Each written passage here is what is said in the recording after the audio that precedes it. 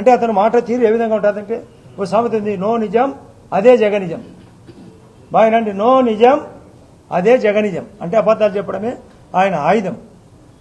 పదవులకు డబ్బుకు మరిగి మామూలుగా ఊర్లో బయట కుక్క తిరుగుతుంటుంది, అది ఆన్నే తిరుగుతుంటుంది, బలంగా ఉంటుంది. ఇంటి కుక్క ఏమో విశ్వాసంగా ఉంటుంది. ఇది కుక్క వాటం తినడానికే వచ్చినాడు, ఈ రాష్ట్రాన్ని నాశనం చేసేదానికి వచ్చినాడు. ఒకసారి ఇచ్చారు కదా, అయిపోయింది కదా, ఇక సాలించుకో రాజకీయం. రైతులు బాగుపడాలా. అరటికి రకరకాలుగా ఉత్సాహంగా ఇన్సూరెన్స్తో పాటు ఇన్పుట్ సబ్సిడీ అక్కడ పోయి అధికారులు చెప్పడం కాదు, మేము చెప్తున్నాం.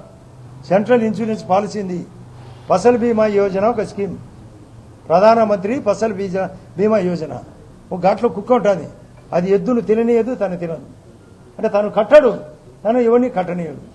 అంతా నాశనమైంది. ఇటువంటి వ్యవస్థ పోవడం లేదో మీరు ఆలోచించాలి. అసలు ఇన్సూరెన్సు బనానాకు ఉంది అనే విషయం అతనికి తెలియదు. ఈరోజు అధికారులు స్పష్టంగా చూపించారు, అయ్యా స్వామి ఇన్సూరెన్స్ ఉంది, నీకు దరిద్రం ఏమి తెలియదు,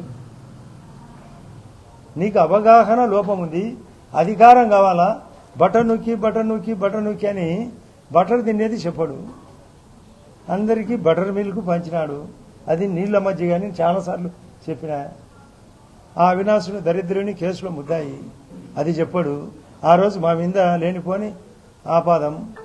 ఇలా చుట్టం సతీష్ రెడ్డి కూడా ఆ రోజు చేసినట్టు చంద్రబాబు నాయుడు చెప్పినాడంట, నేను పులిసి చంపినాడంట మధ్యాహ్నం నుంచి. పొద్దునేమో గుండెపోటు, నోటికి వచ్చే అబద్ధాలు. అధికారం పోయింది, డబ్బు కలెక్షన్ పోయింది, అవినీతి అందరూ పారింది. అవినీతి ఏమి చేయలేక మొన్న మీరు గమనించిన జనవరి 13 నాడు వాళ్ళ ఇంట్లో ఒక డాక్టర్ చనిపోతే వచ్చినాడు, ఒక డిఎస్పీ గారిని మురళీ నాయకుని పిలిచినాడు. 2-3 నెలల్లో పడిపోతుంది అన్నాడు. ఇప్పుడు 2 నెలల 10 రోజులు అయింది. మళ్ళీ ఈరోజు ఏమంటున్నాడు, మీరు విన్నారా, ఏదో కళ్ళు మూసుకున్నట్టు సంవత్సరం అయిపోయిందంట. ఒక్క 2-3 నెలల్లో మళ్ళా పడుతుందంట. ఆ రోజు ఢిల్లీ పోయినాడు, 18 రోజుల్లోనే రాష్ట్రపతి పాలన అంటాడు.